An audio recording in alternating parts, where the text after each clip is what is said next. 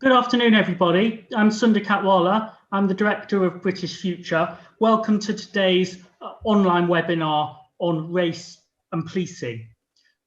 Britain's an increasingly diverse society. We're going to need to talk more about race, how we handle the diversity in our society, and what we can do to build common ground. We've been having debates about race in the last couple of months. The Commission on Race and Ethnic Disparities released its report at the start of April. Certainly had a very high profile debate, quite a contested, quite a polarised, sometimes quite a political debate about that report. We've heard views strongly in favour of it. We've heard strongly critical views of it.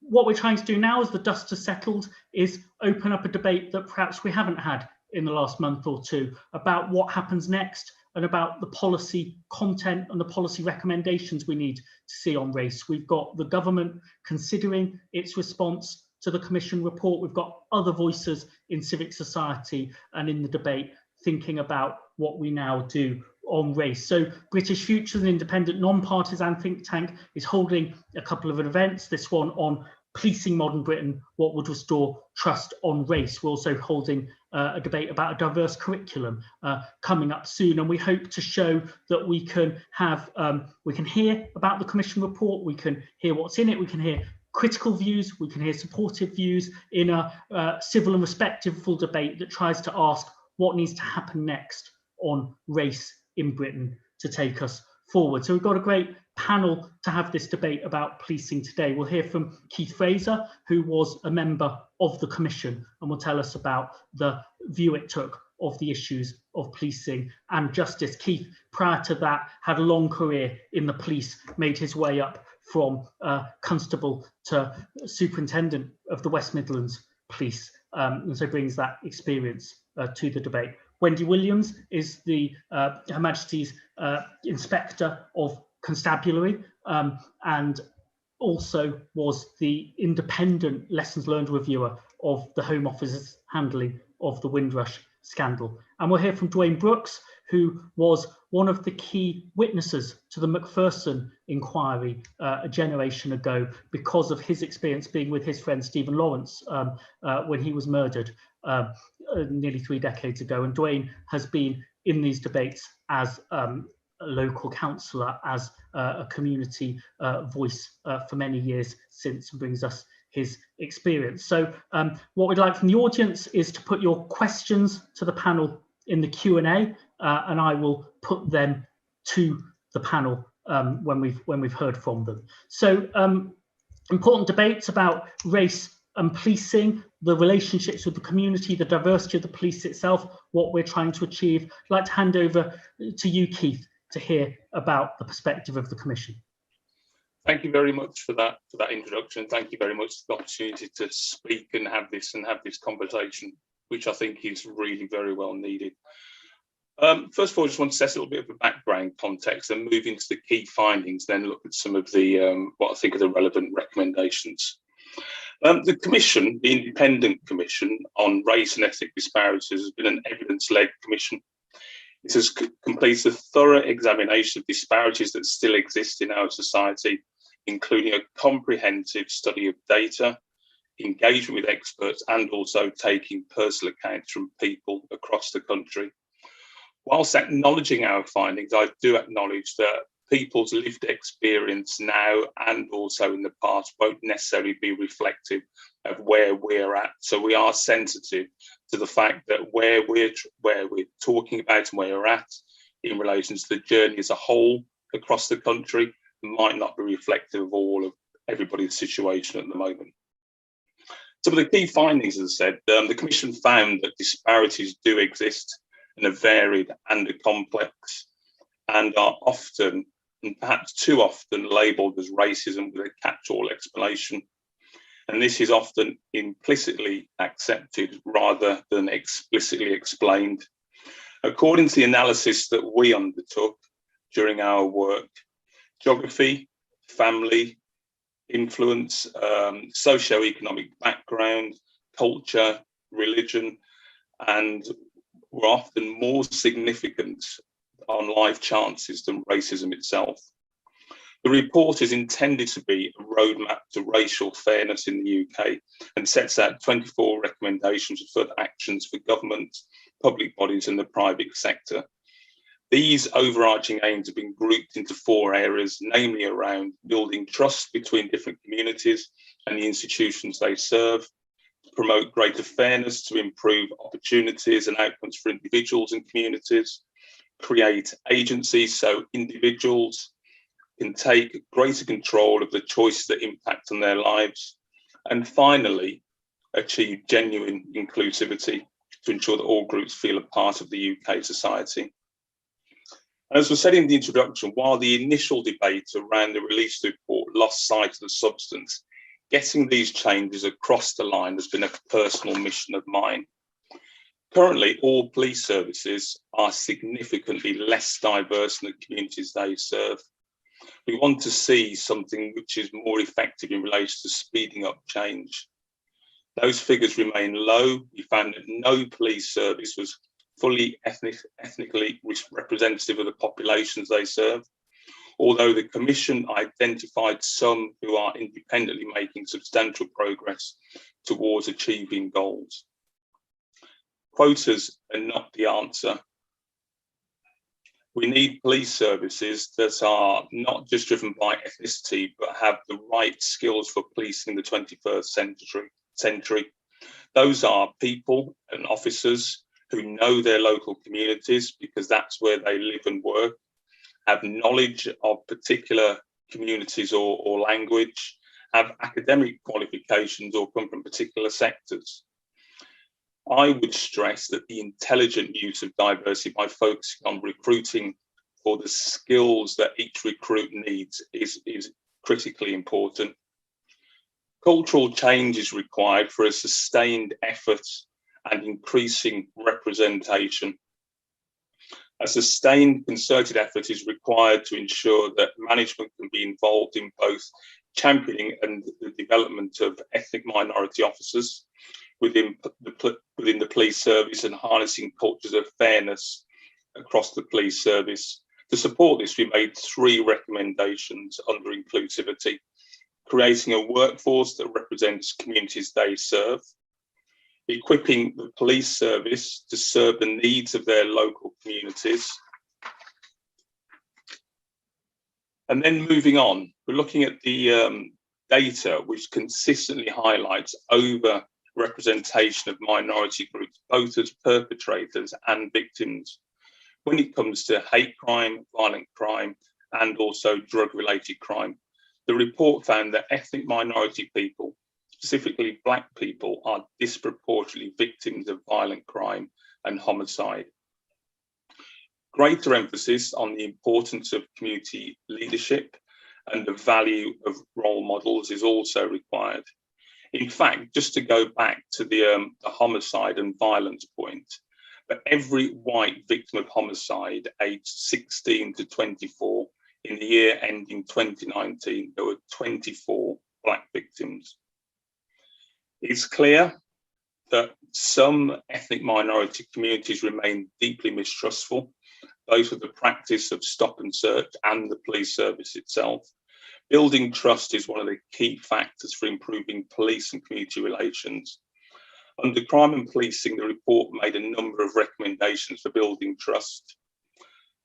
Bridging divides and creating partnerships between police and communities through the development of a minimum standard framework for independently chaired community safeguarding trust groups that scrutinise and problem solve alongside policing and are independently inspected against a minimum standard.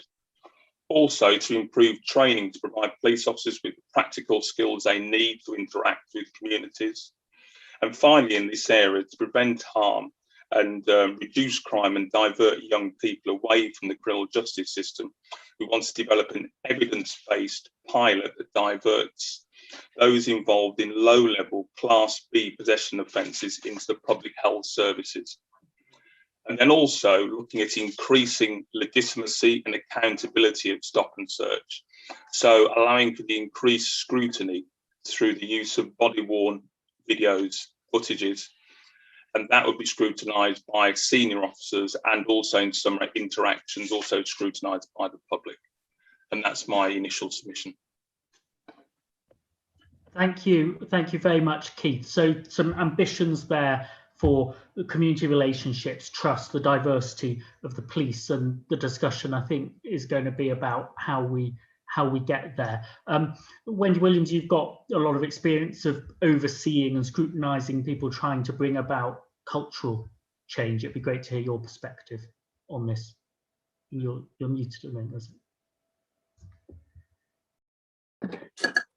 Yes, and my machine has chosen to go funny just at this stage, so do excuse me. You couldn't make this up, could you? Right, well, I will keep a hand on my screen and make sure that that I fix this before I speak again. Thank you very much, Sunder. The police service has come a long way over the last few decades, but it's fair to say that when it comes to workforce representation, there is significant, if not chronic, under-representation. And this is relevant when it comes to the concept of policing by consent. As for the service, for the police service to carry out its functions of public protection and also crime prevention, it has to have the confidence and also the consent of the public, and that's all of the public. So for all communities to feel invested in their local areas, they have to see tangible evidence of that Peelian principle, which is that the police are the public and the public are the police. By having a diverse workforce, which includes people with all protected characteristics, that will actually help policing cut crime. And if we talk about representation, or if we talk about under-representation, in 2016, we noted that only 1% of all chief officers, so that's actually 2 out of 201 chief officers in policing, came from Black, minority, Asian and ethnic backgrounds. And that's against a BAME population of 14% as at the time of the last census in 2011. Now, of course, another census is due, and the ethnic minority representation may very well increase. If that's the case, then the position becomes even more stark.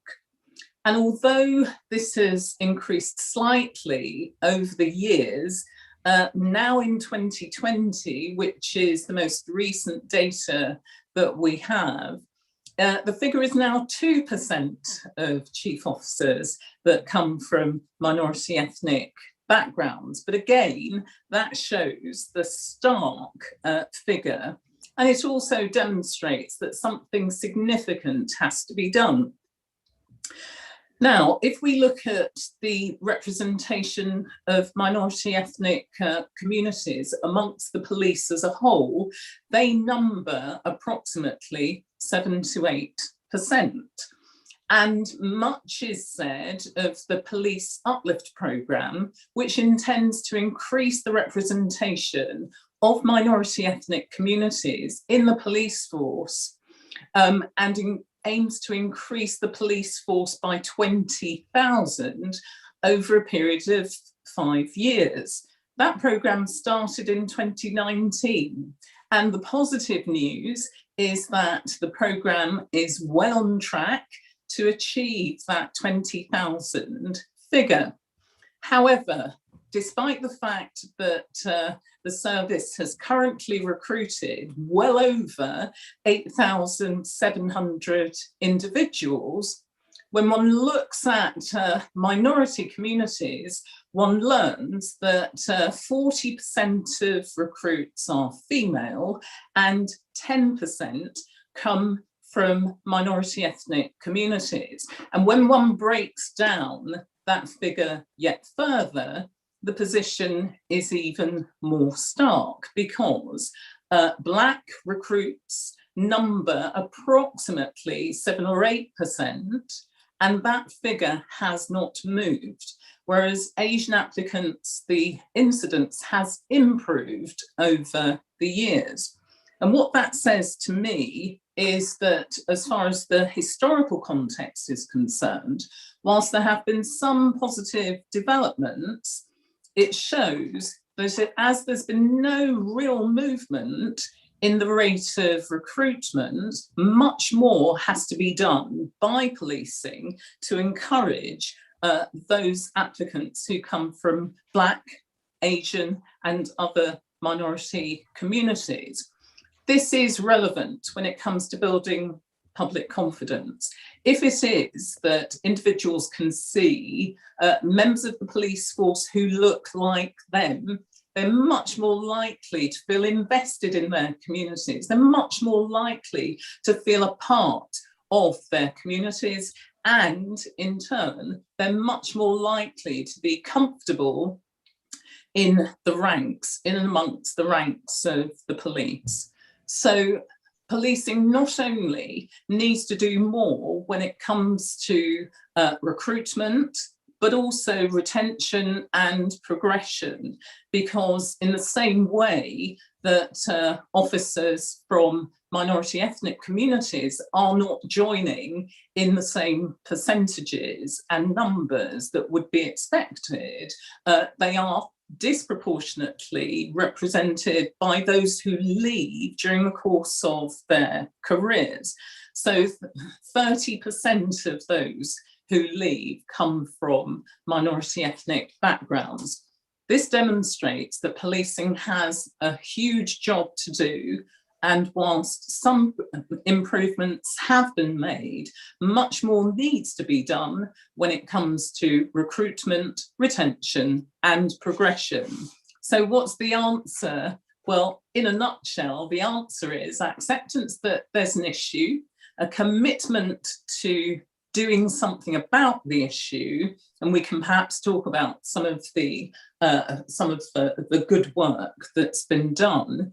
But finally, leadership and action. Thank you. Thank you, Wendy. So several layers of that: the recruitment challenge, but also the retention problem, and we'll get on to, I hope, the leadership and the measures that can do that. Duwayne, we've had this debate for many years. You know, before you were born, this was the debate we were having in the early 1980s. You were very central to this historic moment of change around the Macpherson report, and you've written about that. It would be great to get your perspective on what we have seen change and what still needs to change. Okay, thank you, Chair. Good afternoon, panel members, and to all those logged in ready for this debate. For those of you who have taken the time to research us all, you would have seen that I have had a long-standing relationship with the Met Police for well over 25 years. Some parts of it very bad, and some parts very good. This long-term relationship has allowed me to have a greater understanding of policing than the average person, whether it be around response, responding to 999 calls, community engagement following a serious incident, or advice and support on the recruitment of ethnic minorities. My simple life as an 18-year-old teenager changed in April of 1993, the night both Stephen and I were attacked because of our skin color. Stephen died at the scene, and from that point in time, we had a racist murder that was eventually going to send shockwaves through the length and breadth of Britain. As a young man who had no real negative dealings with the police, I expected the police to do what was normal: arrest the murderers and put them in prison. protect and support me as a victim who had experienced an awful event, and help me to recover from the mental trauma that was going to plague me for some time. Unfortunately, that did not happen. The determined wheels of justice seemed to grind to a halt as I was bombarded with excuses from the police as to why Stephen was attacked. Excuses as to why I was not a victim and therefore did not require support. Even under extreme pressure to make lawful arrests, the press lines pushed by the police stated that there was a wall of silence, when the reality was information was flowing like the Niagara Falls. Racism played a huge part in the way I was treated by those entrusted by the state. In fact, it was a key issue to Macpherson labeling the Met Police institutionally racist in his report published in 1999. The report states if I was a white person, I would not have been treated the way I was. That was over 20 years ago. Have the police moved on from that label?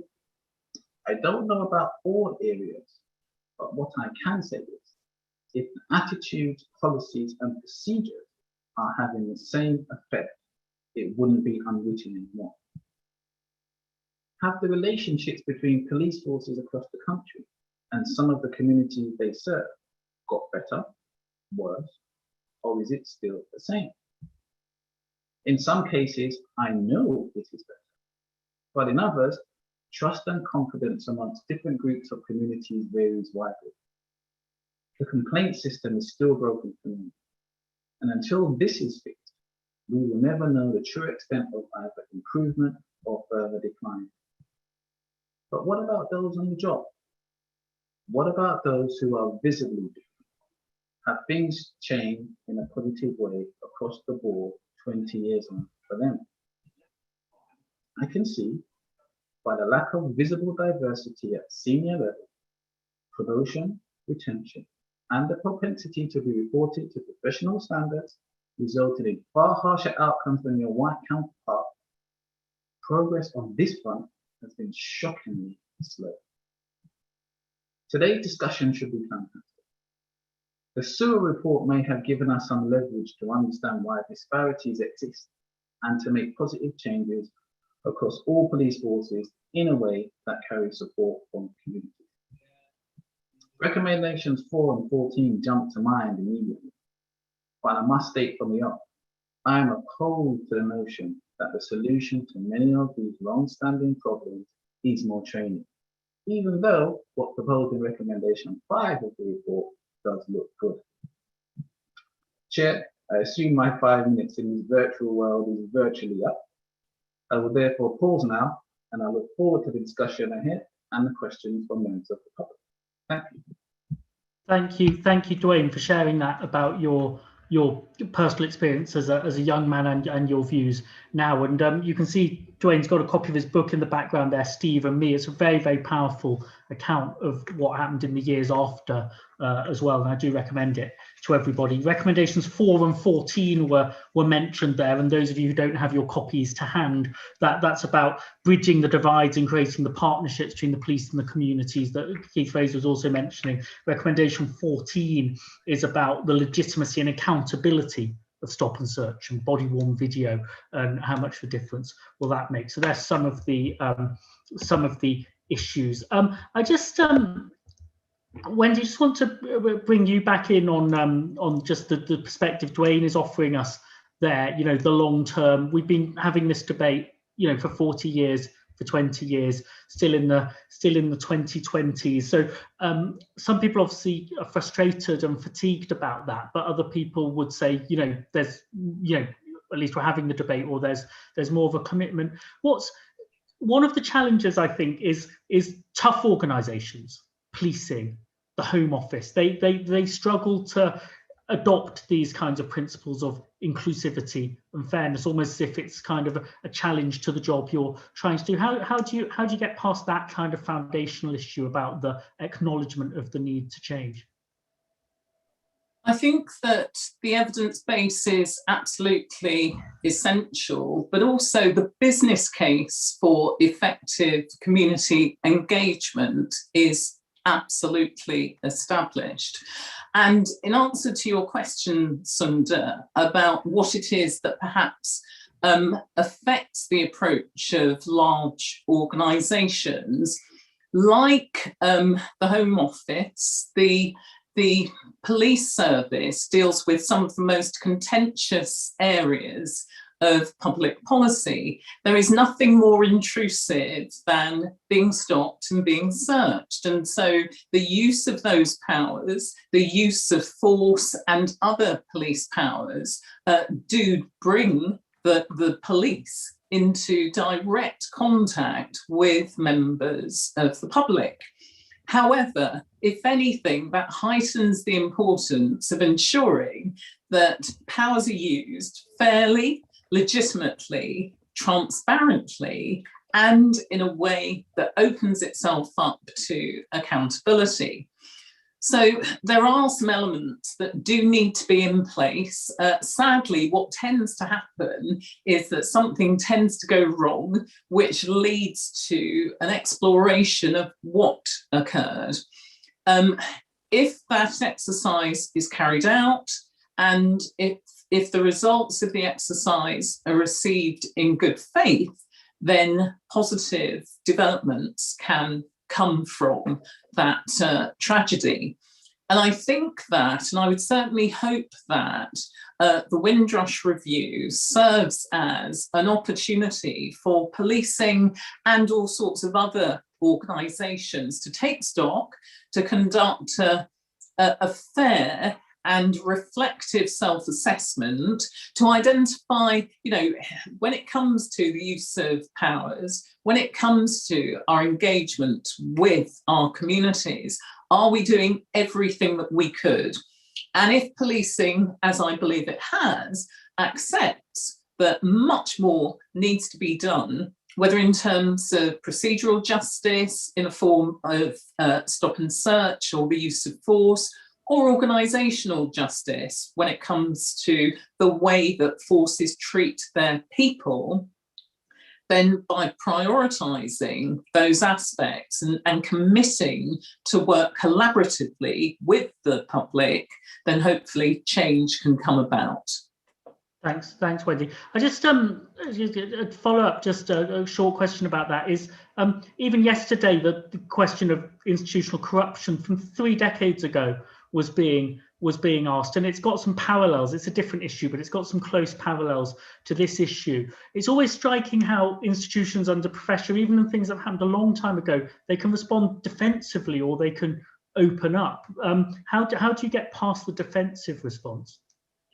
By accepting that something needs to change. If there isn't a fundamental acceptance, if there isn't the leadership that recognises that the culture of an organisation has to shift, if there isn't the valuing of the involvement of engaging with diverse communities, and by the way, the communities that public organisations serve, then we won't shift. Thanks. So Duwayne, you wanted to come in back on this? I think the point Wendy makes at the end is of a speech session is quite important, actually. And if we look back to 1999, 2000, did the police forces across England and Wales accept what Macpherson had said? Now, I don't think that they did.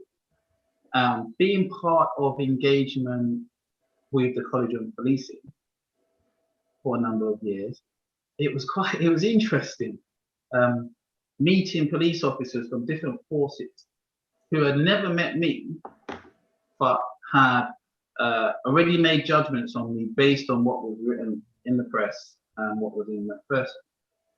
And it felt like they were blaming me for the fact that the Home Office had said that they had to improve the number of ethnic minority officers on their force.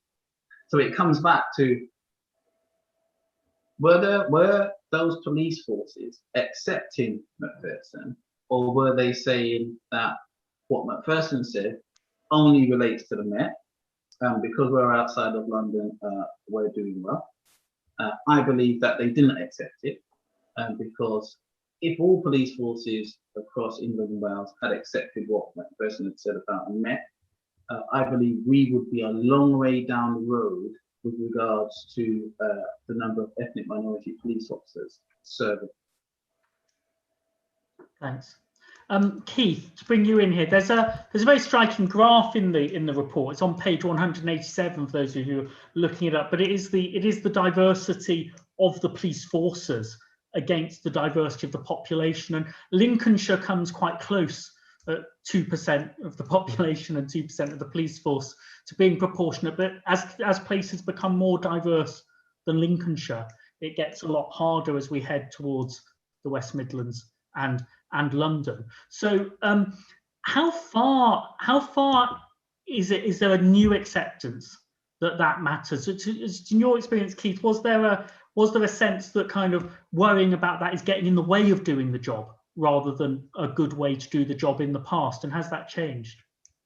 I think that Duwayne touched on some really good points when he spoke earlier on around that acceptance around the recommendations or not from Macpherson, particularly around the need for having that mix within policing. Whether or not there was a total acceptance or not across policing, it's hard to say. And one of the things for me, I'd look for evidence in whether or not there was that acceptance is around whether or not things have changed over, since I joined. Bill was in a rank criminal justice system 35 years ago. Things have not changed. In some areas, they've got worse in relation to the workforce mix that you've got. From what I found now was that there seems to be an increasing understanding of the need for a mix and a good mix of people from all different backgrounds within the police service. That was a consistent theme from chief officers. It was a consistent theme as well from ministers as well, some government ministers that we spoke to, and also, most importantly, from communities and also other community groups that we spoke to. I think that what I've seen though, and what you can evidence through this report and also others that have gone before, is there's not been that consistency behind that need and that acknowledgement of the need for this different skills mix. That's what we want to try and do, is really firm up and have some significant change. Now, Wendy talks about Operation Uplift that's happening at the moment. Now, that is a significant opportunity that we're probably not going to get again to really shift what the profile of policing looks like. And I think that if we don't grab, and the government grab that opportunity now, it's going to be an opportunity missed to make some significant differences in relation to the workforce profile. So I do feel that there is a significant change in relation to senior police officers and the police themselves seeing that need for a different mix in relation to the work service. If you look at the National Police Chiefs Council and the College of Policing strategy for the next 5 years, it looks at the workforce mix. The gap that I see that's in there is, what is it that you're actually looking for within that workforce mix? And we always talk about you want to increase a greater diversity of policing. The question is, we can say we want better we want more investigators, we want people who have better understanding of photography, accountancy, cybercrime, etc. But then when it comes to those other skills, we always find it a little bit of a harder thing to kind of say, what is it that we are looking for? Policing is complex, but police really do need to put their mind to, and also the government, what those skills are that are required within the police service. And there's two things that we're looking for within from the Commission as a result of talking to all of those parties that I've mentioned before. And one of the things is around ensuring, or trying to ensure as best as possible, that the police officers understand the communities that they are serving. And that is around them potentially being part of those communities. And the other aspect is around having the life skills needed to do policing. So often now, if there's a lot of fantastic police officers out there doing a good job, but if you haven't got the skill, you haven't got the skill, and there needs to be an acknowledgement of that. So that's why you need to look for people with a broad range of life skills. And I would take it past ethnicity, I would take it past colour. Because if you take it past colour and you take it past ethnicity and look at the life skills that sit behind that, it looks at a more intelligent use of diversity. And I'll give you one classic example of that. A real laudable and positive example that where you had white senior officers who were deploying a black female officer to go and work with members of the black community. Now, she came and spoke to me about that, and she was quite distressed, because she felt ill-equipped in that environment, because she'd been brought up by white adoptive parents.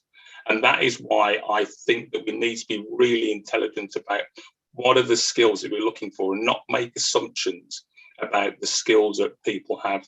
And so another recommendation is about recruitment, and part of the recruitment process being based on the skills that are needed in different areas across the country, because they are going to be different. So you need to be looking at that workforce mix, I think, in a more intelligent way. As I say, diversity is not just black and white. Wendy earlier on spoke about protected characteristics. It is not just black and white. And so life skills and that understanding of the community is absolutely critical. But also, and I hate to say this, making sure that policing has that focus and telling them this is what you need to do. Thanks, Keith. Now, Keith, Wendy, you've both mentioned Operation Uplift, and I think it's absolutely right to say it's a once in a generation opportunity, and whether it's taken or it's missed will shape the diversity of the force and also the pipeline up further for another generation. So we've got a question about this from Tina or Munro, who wants to know, are there any early figures or any indication that recruitment as part of this uplift is significantly more diverse than it's been in the past? And Keith, if I could ask you just what you know about that so far, and also whether, from the Commission's perspective, was there a variation, which about this consistency, was there a variation in terms of forces that wanted to seize this, or those that will give it more and less priority? I think there's a consistency of the understanding. There's difference in relation to, I don't want to use the word performance, but difference in relation to outcomes in relation to recruitment. There's also difference in relation to the increases. You are seeing an increase in people from different communities joining, but that is not consistent. You'll find that it's more positive in relation to members from either the South Asian community or South Asian community origins. And then when you're looking at members of black communities, particularly black Caribbean communities, it's less positive. So for me, there needs to be a more consistent picture, a more consistent uplift around that. That's not meant to be a pun. There were some challenges because the police themselves were looking at how to understand this workforce mix and how to increase it, and they're getting very, very much more analytical about how to do this. There were some challenges which I won't go into in relation to the Equalities Act, which were potentially preventing the police service from doing what they wanted to do around recruitment. But we believe that what we are suggesting that the Home Office, the government and policing look at will actually find ways to actually recruit, a police service which is equipped with the skills it needs for policing a complex and diverse community across England and Wales. Thanks. And Wendy, you were saying a bit about the question already in your opening remarks, but as Keith has said there, and you were highlighting, is this theme of looking beyond the BAME aggregate as well, yes, to find out what's going on and looking at the variation. So, we might need more transparency about that, but also some communication about how to understand that and what the benchmarks might be in different places. Absolutely. As Keith has pointed out, there are differential outcomes for different groups. And as I indicated, the numbers haven't shifted. The numbers and percentages of Black recruits and applicants, it remains largely unchanged, whereas other groups have seen an increase in both numbers and percentages. And the police service and the college, they are jointly looking at some of the reasons for this. They're looking at what happens to people who go through the process. But the whole point is the pipeline is not extending. The pipeline isn't getting bigger. So one of the solutions that they've identified is quite an extensive advertising campaign, which it's my understanding they plan to screen on, I think it's Channel 4, and it involves minority or officers from minority communities with all of the protected characteristics. But in the case of potential Black applicants, they have a conversation between a member of the public who's Rastafarian and a Black police officer, and he's being asked, you know, what's his experience, would he recommend joining, and so on. So the advertising campaign is one such effort, but it needs to be coupled with a far more concerted effort on the part of policing. There are some forces that are doing outreach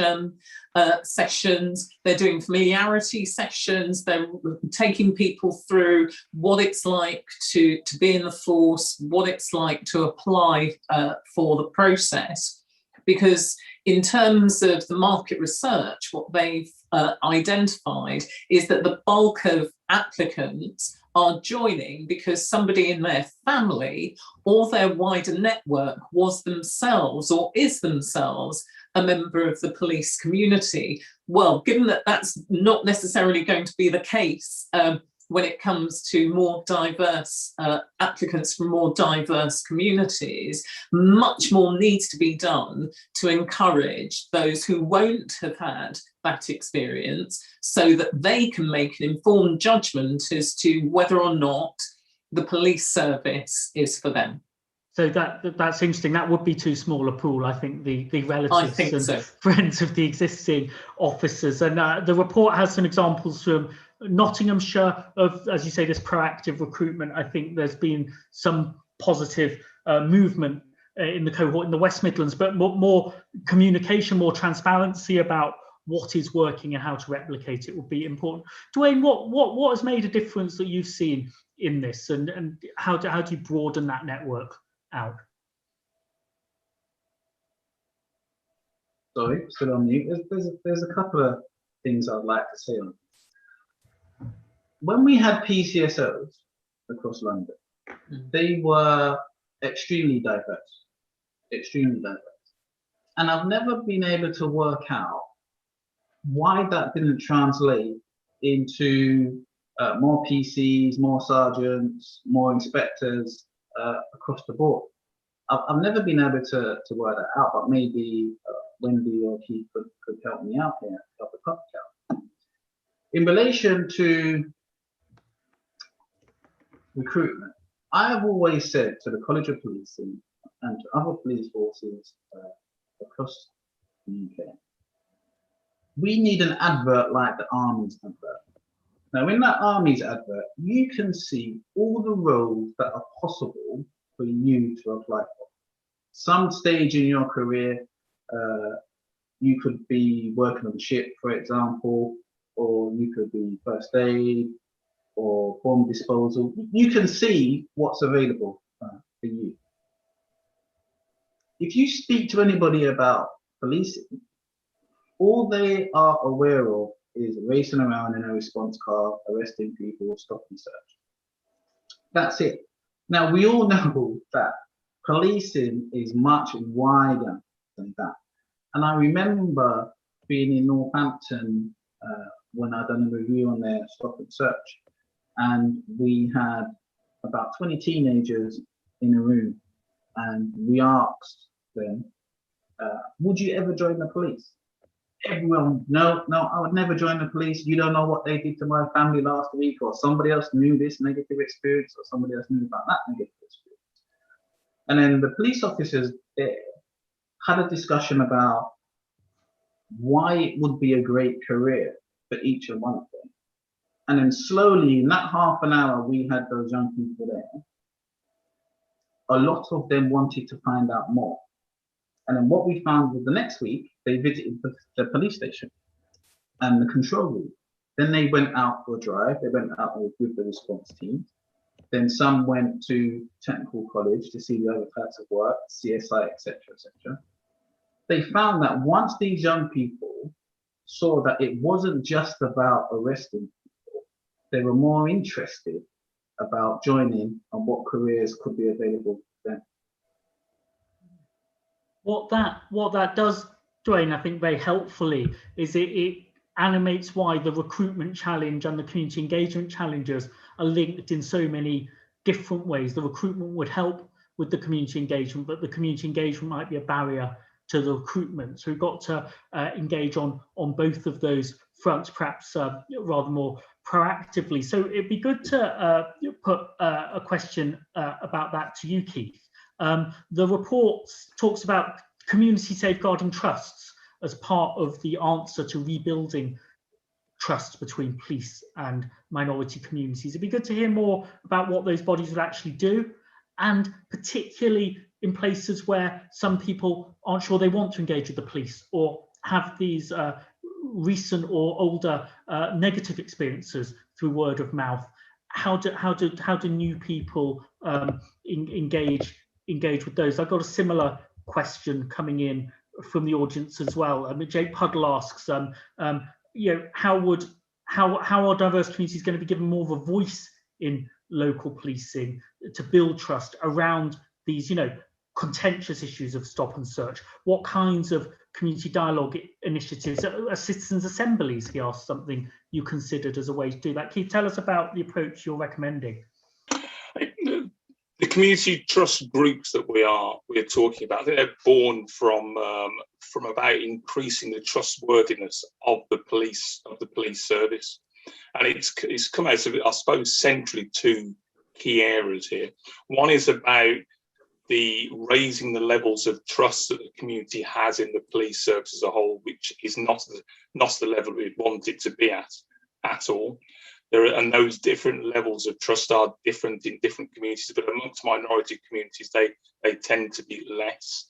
And then there's also trust and a lack of trust, which comes from the different disparities which arise in the criminal justice system, like the increased likelihood of minority young people to go into the criminal justice system, the disproportionate number of minority people that are stop and searched, and other disparities. I think Wayne touched on misconduct within policing. So there are a number of disparities that are happening in the way that the police service is viewed, and also the way that the service is delivered. What we would like to do, and the evidence supports, is around how do you increase that community involvement in policing, and also increase the ability to scrutinise as well.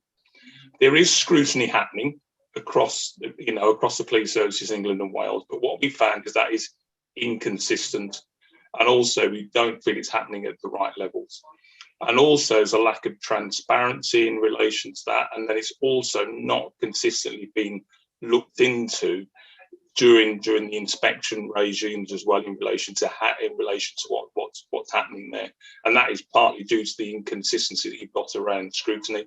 Some police services will also be being scrutinised to the nth degree, and others it's non-existent. So what we found was the creation of these these community safeguarding trust groups, which would operate at two levels.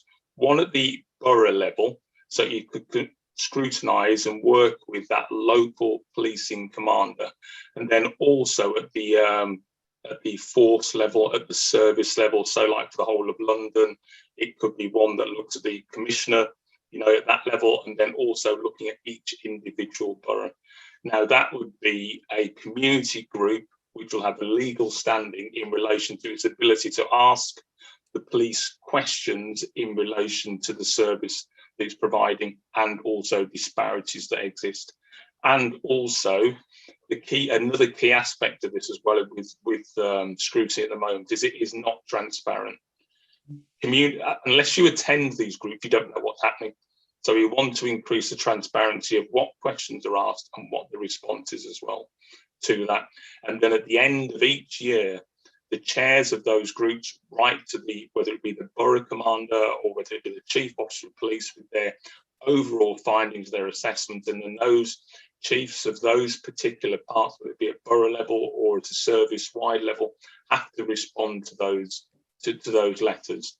And then those letters and the responses are open and transparent, and the public can get to see them. Another aspect of this is also with Wendy and her team as well, having the ability to develop an inspection regime that sits alongside that to see that that the police are allowing them to perform the role that they should be performing appropriately. And it's not just something which sits there and doesn't have any teeth, for want of a better expression. So that is, for me, it's about a way for the community to ask those questions which the police would need to answer in relation to disparities. It doesn't need to be disparities that the public are aware of. It gives the ability of the public to ask those questions at a borough level, but also at a force level. There's also the transparency aspect, and there's also the reporting aspect as well. And then also the part about the inspectorate having the power as well to actually look into the effectiveness of what's happening. Thanks, Keith. Now, Wendy, you're absolutely the ideal person to ask about being strategic, about scrutiny. Obviously, you're thinking about it all the time. But I think this issue about transparency as well, and how the rest of us who are not experts in this understand it. I'd be really interested to know how far you think that the police forces themselves, as well as those doing the scrutiny, and maybe other people in the policy community, the politicians, the media, how far are we aligned on what we're looking for, what the most useful indicators are about whether we've got trust, whether we're going in the right direction or the wrong direction, and could we be better at knowing what we're looking for? Well, let me try and confine my comments here, because I could talk and talk till the cows go home on this. We published a spotlight report into disproportionality in relation to stop and search. And the findings were that stop and search can be a highly effective tool in the fight against crime. But for that to be the case, policing has to show the extent to which it is being used as an effective tool to cut crime. The reason being that most police forces set out what their priorities are in relation to crime, and for the most part, their priorities relate to serious violence and organised crime in the form of county lines or drugs gangs, for example. However, when you look at the stop and search activity, it tends to be the majority of stops and searches relate to drugs and drugs possession, not supply. The find rate is very low. It's 1 in 5 results in the item being found, and the item tends to be drugs rather than knives or firearms. So in terms of linking that stop and search activity to force priorities, policing needs to do much more. And then when you look at the disproportionality that sits within stop and search, if you're a black person, you're 9 times more likely to be stopped and searched than if you're white. So looking at all these indicators, it is for policing to show those links and to show how their stop and search activity is assisting them in cutting crime. If they fail to do so, then they risk alienating the public and jeopardising that public confidence, which is so crucial to engaging people that they want to work for them, but also having people feel confident that when they're a victim of crime, they will report it to the police or they will help the police solve other crimes. So coming to scrutiny, that heightens the importance of ensuring that the scrutiny arrangements in place are effective. most forces now have a mandate that all officers should wear body-worn videos. And a number of forces have mandated that their officers should ensure that the body-worn video is turned on and captures the interactions that they have with the public.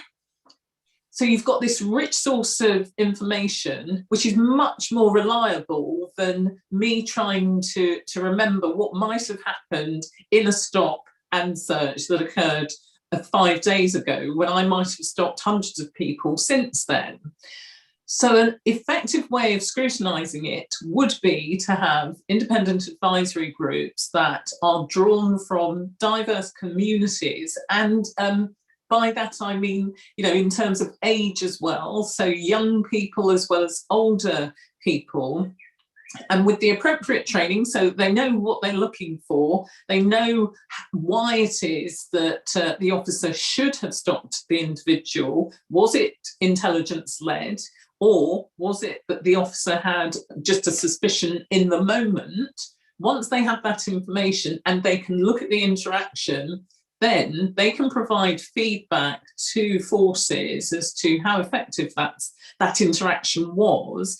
And in the event that it's considered not to be effective, feedback can be provided. But for that to operate, as Keith quite rightly points out, there has to be consistency. So all forces should have consistent plans in place that ensure that their panel is up and running, that it is staffed by a diverse range of individuals who can provide that assistance to the force, you know, and explain what it's like to be stopped and searched, and the impact that that can have, whether positive or otherwise, but also that that feedback loop is completed so that in the event that interactions are seen that are less than positive, the officer can learn from that experience, and then the force can come back and account to those who are on the panel and say, this is what we've done as a result of that interaction.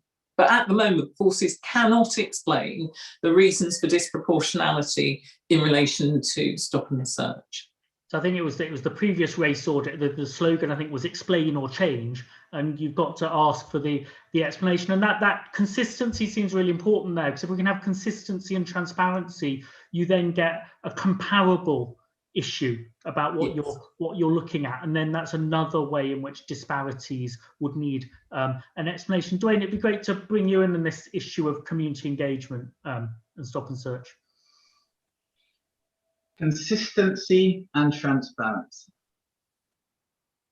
There are numerous groups across London, stop search groups across London, IAGs, scrutiny groups, and we don't have consistency across London. So it would be very difficult to have consistency across England and Wales.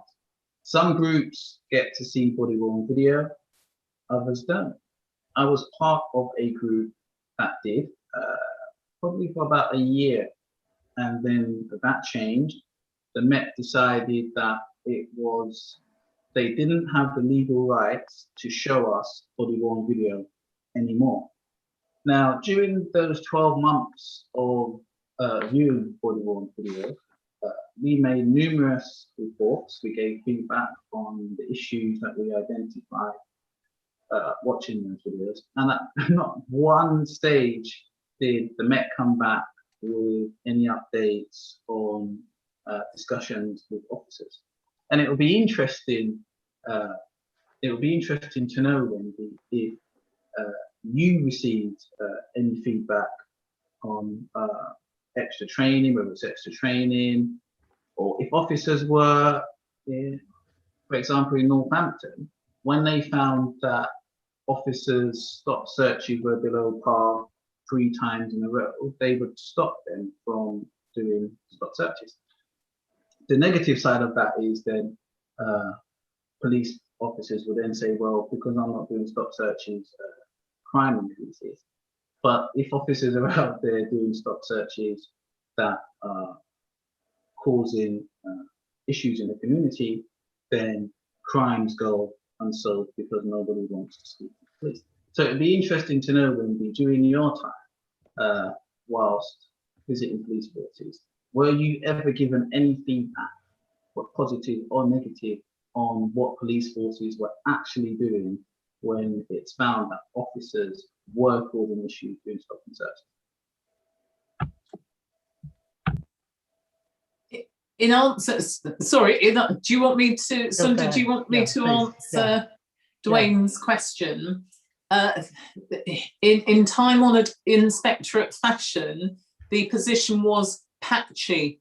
That's the term that we would use, and by that I mean there were certain forces that were consistently providing that feedback. Well, firstly, they were analysing what the stop and search data were telling them about the interactions, and at its best, at their best, some forces had drilled down even to beats and teams to see, well, such and such team seems to be undertaking stop and search in disproportionate levels. So let's look at this.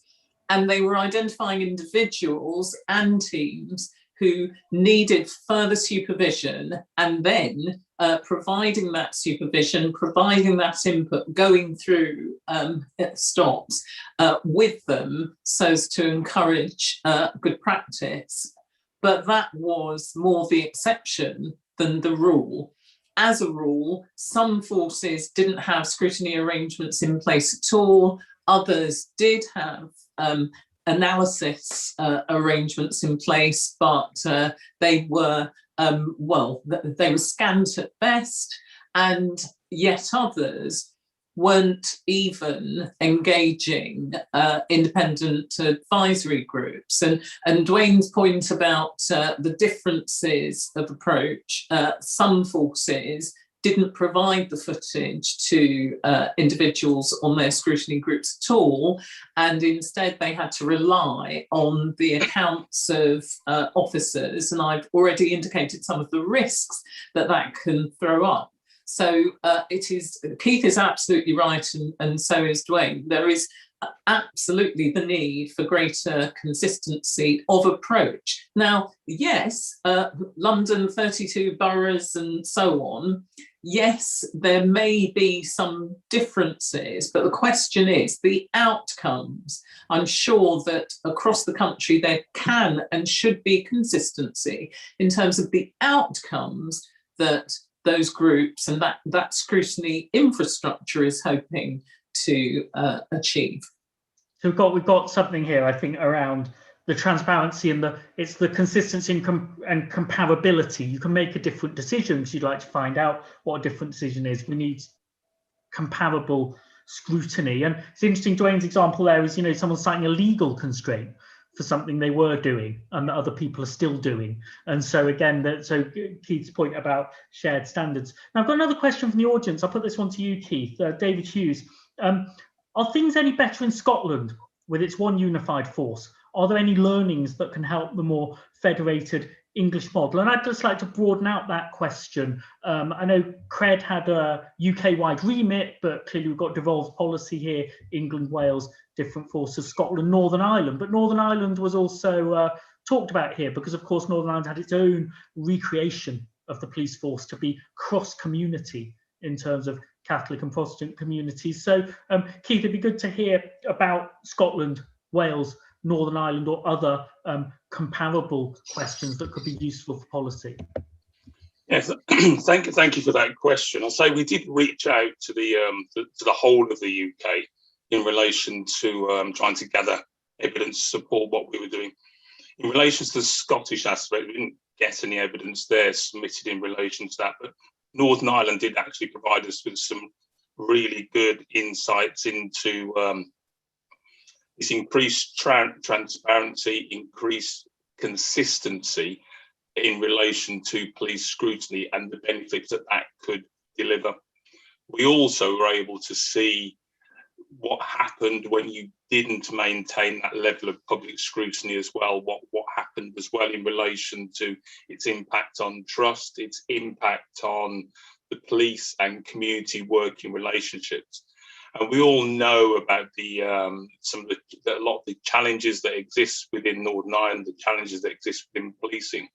They were able to significantly increase the perceptions of both the Catholic and Protestant communities across Northern Ireland through a real focus around that transparency and consistent approach to community scrutiny and also community engagement and looking at and working with the police around this. So there's some key elements of that really helped our thinking, and also other elements of what happened within the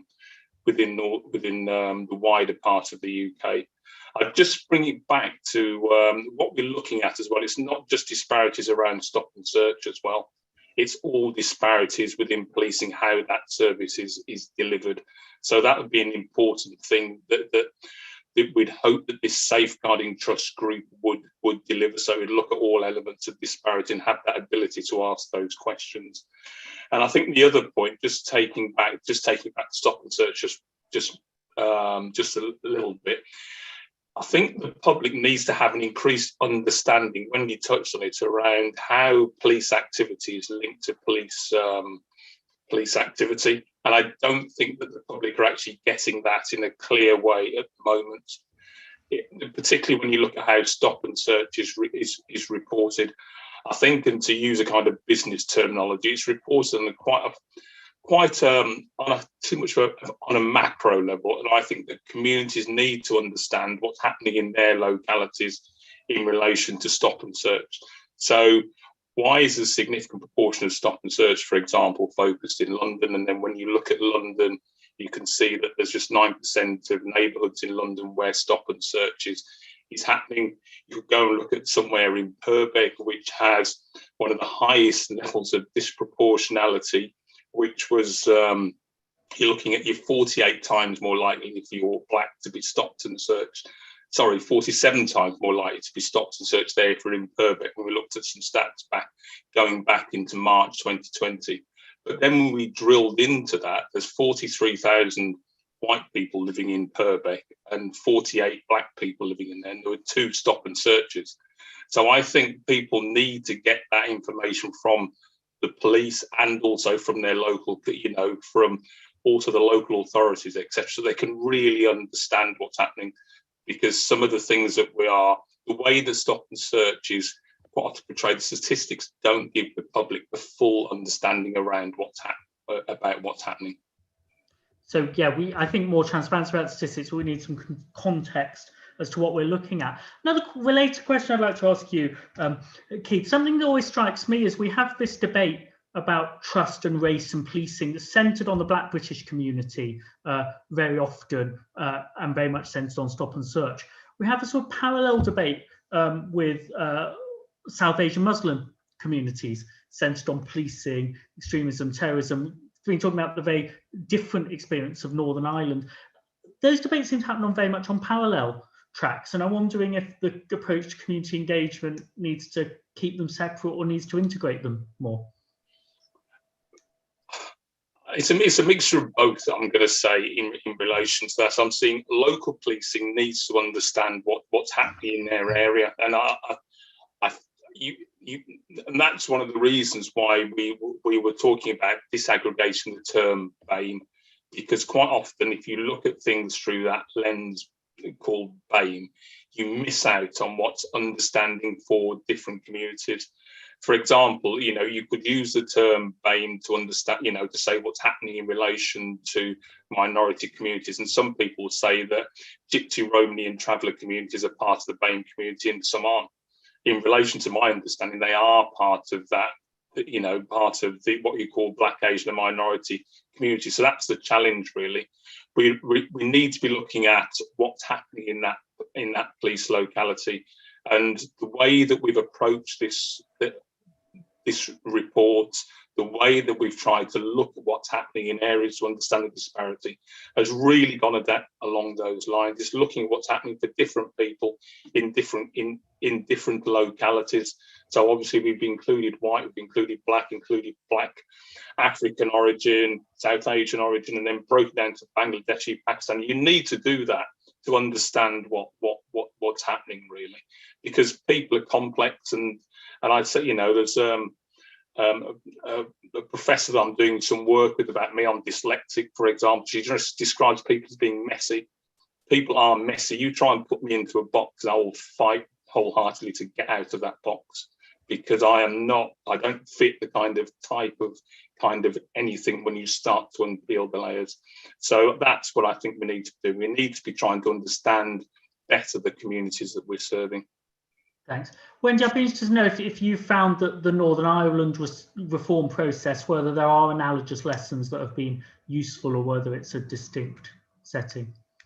We didn't specifically look at Northern Ireland in terms of the work that we did. We looked at all 43 forces in England and Wales. And what we're in the process of doing is scoping a further thematic inspection to look in more detail at what works and perhaps what doesn't.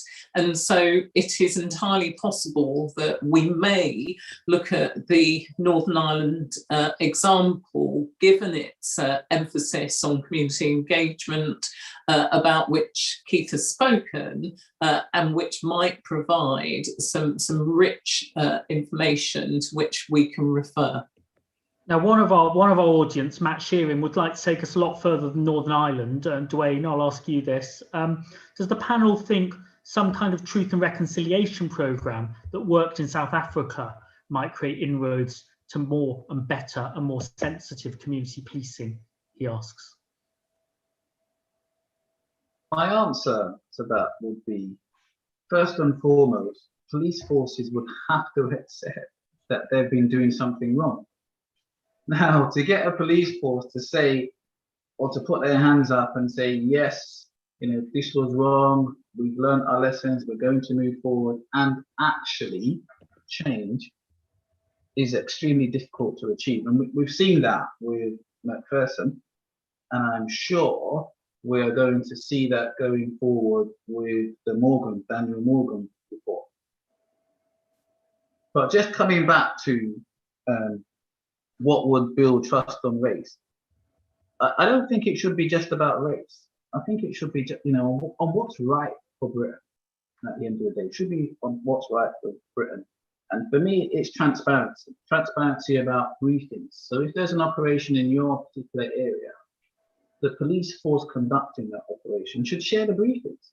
You know, they're not confidential. They shouldn't have confidential information. And those briefings should be shared. Likewise, Section 60. So if there's a Section 60 where I live, I should be able to see the evaluation.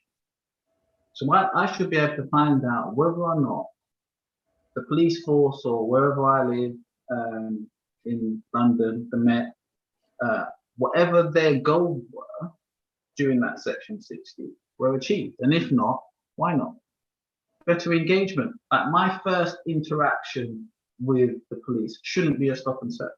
That just shouldn't happen. And I remember when I was 8, 9, 10, growing up in Deptford, we used to have our own Bobby. He used to come and play football with us in the park. He used to come and help fix our bikes. He would come to our school and engage with us in our class.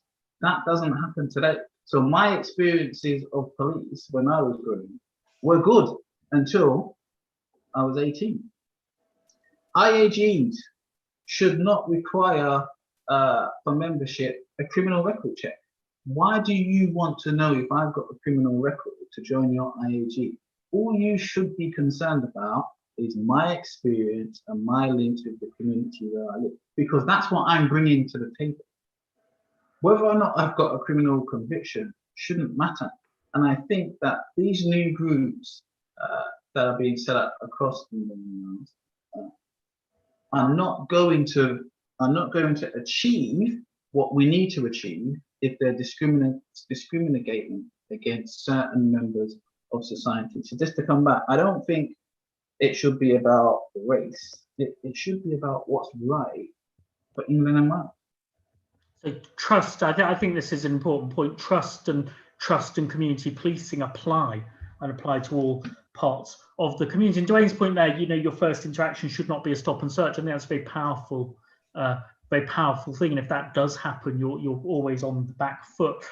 Keith, the truth and reconciliation framing, you spend a lot of time in the West Midlands. Is that the wrong way to think about it, or is that a helpful way to acknowledge how big the challenge can sometimes be? I think it's a helpful concept. I don't want to sound like a politician here and sit on the fence. It's an interesting idea. I would first of all say truth and reconciliation in relation to what area of policing, and then what would be the outcome as a result of it. If you could potentially have that on a kind of mini scale, I suppose, in relation to a local area, so that the community could, it could kind of be a lessons learned approach rather than truth and reconciliation. You could change it to a kind of lessons learned. We had this thing which happened in our community, it went wrong. I think it's the IOPC, they produced something which I forgot what it's called now, but it does focus on the lessons learned from the misconduct in relation to policing. Now that is really helpful for police to learn from the mistakes that they have made. So I think that's something which enables the police service to learn from the mistakes it's made with the community is a good idea, and that's where I would kind of leave it in relation to that. Wendy, would you lean more to lessons learned than truth and reconciliation? I think I would, simply because, and this goes to Duwayne's point, there may be different views of particular interaction. But I know that certainly in West Midlands at the moment, they've got a programme in place which involves young people who have been subject to stop and search, speaking to officers, not the same officers who stopped and searched them, but speaking to a group of officers and explaining what the experience was like for them, and how they were made to feel. And certainly the readout so far is that has proved to be highly effective in just reflecting back to officers what the impact of the use of their powers can be, whether they're implemented well or whether they're exercised poorly. So and it's done in the way of, it's done within the context of learning, as opposed to, we got this badly wrong and so on. And so that might serve to at least encourage policing to be more open to hearing from different perspectives and learning from those perspectives and improving as a result. Thanks. Can I come in there? Yeah, sure, go ahead. Because there's a organisation in Luton called Second Wave that has been doing this probably for about 20 years actually, and I don't see how that works, because if your interaction is negative with a group of officers and those particular officers refuse to engage, but other officers who no one's ever probably complained about are the ones that are engaging, I don't see how that changes the play, because we need to always get to the officers that are the ones that are most complained about. And during my term as on the stop and search group in Luton, we could never, ever, ever get to those officers who people were complaining about, ever, because they refused to engage. As far as they were concerned, they did what they did their job right, and that's the end of it. Now, for me, that doesn't move the situation forward.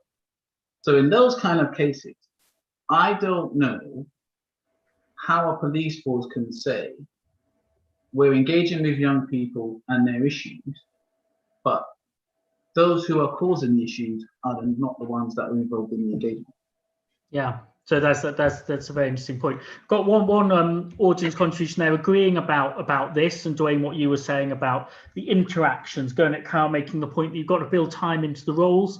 You've got to have the training in how to do that if you're going to bring this back. Keith, got a question for you. A couple of people have asked about this. Technology playing a bigger and bigger role in policing. Tell us a little bit about how the Commission considered that. You've got technology as part of the solution sometimes in interactions. We've got issues, facial recognition technology, issues of biased technology potentially being part of the problem. Okay, if I just keep to the area of policing here, if that's okay. I know it does touch on technology and other aspects of the Commission. I think there's two things here where we thought technology could be particularly useful. One was in relation to the trust element, and the other was around preventing and protecting children and young people from exploitation. If you look at, first of all, in relation to body-worn videos, which we've had an awful lot of a conversation about already, one was around having a mandate there and a presumption that officers will have those body-worn cameras switched on during the stop and search encounters and open to scrutiny afterwards. That's a recommendation that's in there in relation to body-worn cameras. Again, that is not a consistent thing that you're seeing, and Wendy picked up on that earlier on in the submissions that she made, that body-worn cameras are not consistently used in relation to those encounters, but we would want there to be a presumption, an explanation around the use of or not of stop and search, of body-worn videos. The second aspect is around a number of children and young people that come into the criminal justice system. It's not just a simple matter of them being offenders or being victims. Quite often the two are intertwined, and people come into the criminal justice system as a result of exploitation, whether that be girls or boys or young people or children.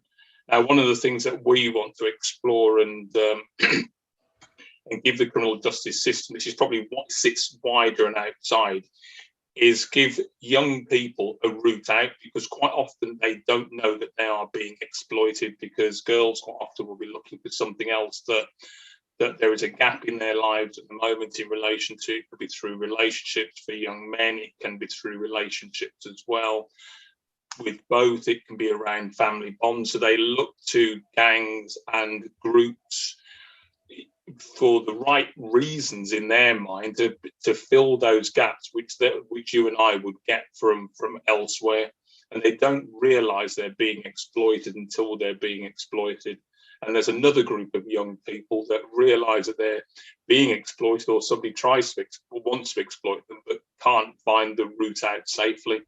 So we want to find some way to use technology, as in some kind of app, that would give that young person access to services locally, so that they could get help if they're in an exploitative environment, or they feel that they are about to be. So that's one of the recommendations would be around that. So that's a couple of ways that we're thinking that technology can actually, one, look at improving the transparency and increasing the trustworthiness of the police service, but also around protecting our young people and preventing harm. Thanks.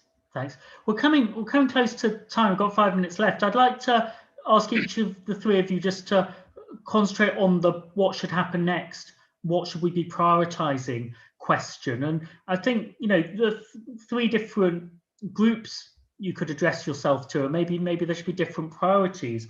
The police, what should the police focus on most here?